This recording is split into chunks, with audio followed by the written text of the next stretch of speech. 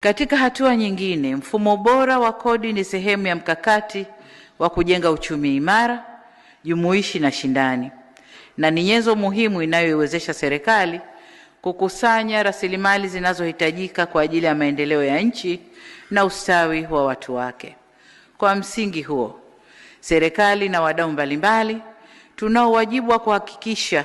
kwa nchi yetu inakuwa na mfumo bora wa kodi utakaorahisisha kufuatilia makusanyo ya kodi kwa ufanisi, ikiwemo kudhibiti mianya ya ukwepaji wa kodi kama mapendekezo ya tume yalivyosema. Vile vile, maboresho ya mfumo wa kodi ni nyenzo muhimu katika safari yetu ya kufikia malengo ya muda mrefu ya maendeleo ya taifa letu